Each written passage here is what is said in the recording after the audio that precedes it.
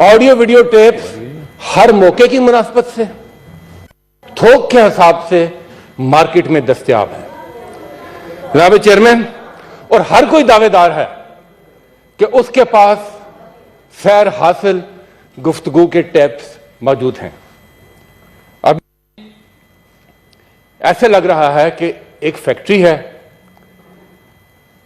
गुफ्तगू टेप होती है, उन फैक्ट्रीज में वो तरोड़ मरोड़ कर प्रोडक्ट तैयार होता है और मौके की मुनासबत से मार्केट में उसको फ्लोट कर दिया जाता है।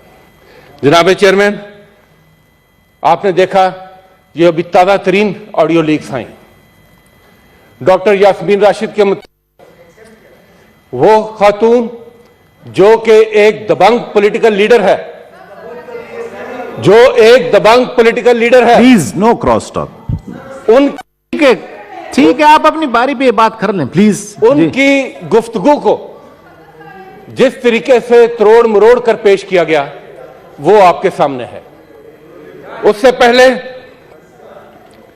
शहीन साहब, उनकी ऑडियो लीक्स के ऊपर दहशतगर्दी